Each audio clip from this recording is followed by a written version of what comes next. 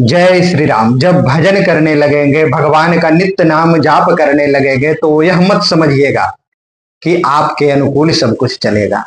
बाहर की प्रतिकूलता और बढ़ जाएगी। यही है शाश्वत सत्य है। जैसे ही आप सत्य के मार्ग पर चलना प्रारंभ कर देंगे, आपको भीड़ से अलग चलना होगा। संसार आपको स्वीकार नहीं करेगी। हमें तो ऐसा लगता है, कोई भी पहली बार दुकान से जाकर मंदिरा का पान नहीं करता, सिगरेट का सेवन नहीं करता, कोई न कोई उनके हाथ में पकड़ाते हैं, कोई उस ओर धकेलते हैं, प्रेरित करता है। संसार यही है, गलत कार्य में आपको ले जाएंगे। जैसे ही आप सत्य के मार्ग पर चलने का विचार करोगे, भीड़ से जैसे ही अलग होगे, अब जहां से आपके लिए फूलों की माला आ रही थी, जहां से आपके लिए पान आ रहा था, वहीं से आपके लिए तीर आना शुरू हो जाएगा। जहां से प्रेम भरे बोल आ रहे थे, वहीं से तीर आना शुरू हो जाएगा। क्योंकि अब स्वार्थ पूर्ति नहीं हो रही है। कार्य क्षेत्र में प्रतिकूलता यदि आ रही है, तो क्या करें? मैं तो कभी नहीं कहूंगा कि समझौता कहूं। मैं तो हमेशा कहूंगा कि भजन कीजिए और भगवान के लिए आत्मबल बढ़ाइए। और भजन में ऐसी सामर्थ्य है कि भजन करने वाला सारे संसार से लड़ सकता है। हम यह कह रहे हैं कि कोई भी आपका बात यहाँ सुनने वाला समझने वाला नहीं है। आप भी नहीं समझाइए, भगवत भजन करिए। आपको चलते देखकर यदि कोई और चलने लगे तो बात दूसरी है। आप लेकिन जरूर चलिए। संसार कभी नहीं सुनेगा। संसार आपकी बातें, अध्यात्म की बातें कभी नहीं समझेगा। इसीलिए यह प्रलोभन लेके कभी मार्ग पर नहीं आइए कि बस प्रेमी भगवान का भक्त बस यही चाहता है कि कोई कहे ना कोई सुने। बस एकांत में पड़े रहना चाहता है और भजन करना चाहता है।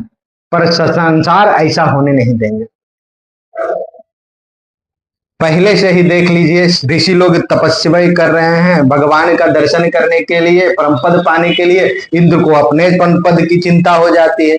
कभी आंधी तूफान, कभी पुरंदर बारिश, कभी राक्षसों को भेजते हैं, कभी देवताओं को, कभी सुंदरियों को भेजते हैं। न जाने क्या क्या षड्यंत्र करते हैं। आप तो प्रभु के भक्त हैं, आपको प्रभु से मिलना है कि आप टीका क्यों लगा रहे हो?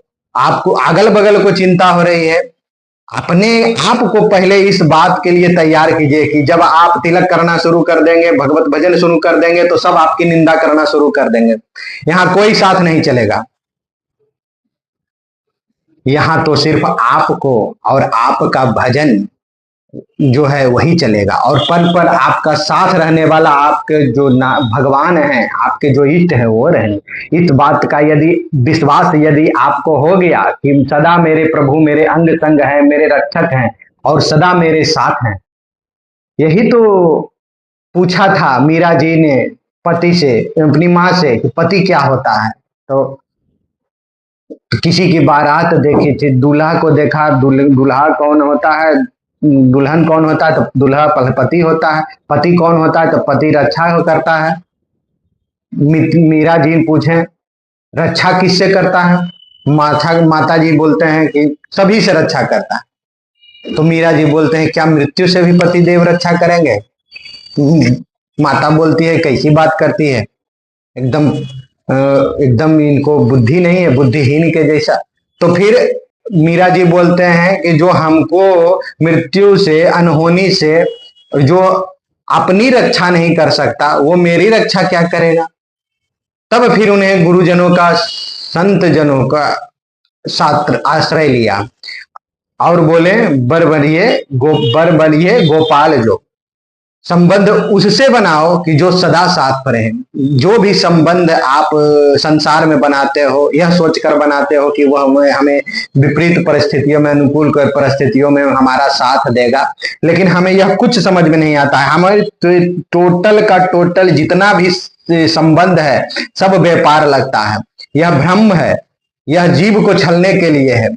इसीलिए हम कहते हैं ऊंची नीची बात तो मुझे पता नहीं है, मैं ऊंचा ज्यादा बोलता हूं या नीचा ज्यादा बोलता हूं, बस सच यही है कि संबंध में सिर्फ स्वार्थ है। सदा सहाई सदा हितैषी यदि कोई है जीव का, तो वो एक ही है, परम पद देने वाले परम पुरुष। थारी छवि प्यारी लागे, जिनकी छवि बहुत प्यारी है, वो छवि धारी लीलाधार परम पुरुष एक नंद नंदन है, और सकल ब्रिज नारी। पति तो सिर्फ एक ही है, और वो कौन है? सिर्फ एक नंद नंदन है, पतित पावन सीताराम। और नंद नंदन जो है वही पति हैं। तो आप सिर्फ भजन कीजिए और अपने आराध्य को प्रसन्न करने का चेष्टा कीजिए, और भगवत भक्ति बढ़ाइए, और किन्हीं से कोई आशा नहीं रखिए, क्योंकि आशा है वही निराशा है, और जहां आशा नहीं वहां कोई निराशा नहीं। भगवत भजन का यदि आपको प्रभाव देखना है तो मेरी एक बात मान लीजिए, और आप सिर्फ 1100 बार कोई भी नाम लेना शुरू कर दीजिए। जब आपको समय मिले तब लेना शुरू कर दीजिए। धीरे धीरे जब इसमें आपको आनंद आने लगे, मजा आना लगे, तो इसको धीरे धीरे आप बढ़ाइए, और उसके बाद एक समय ऐसा आएगा कि आप आनंद परमानंद में डूब जाएंगे, और आपको सब कुछ अच्छा लगने लगेगा, सब कुछ आपके अनुकूल हो जाएगा, सब आप कुछ नहीं आपके प्रतिकूल रहेगा। लेकिन दंभ कपट मदमान न हुआ, अहंकार अति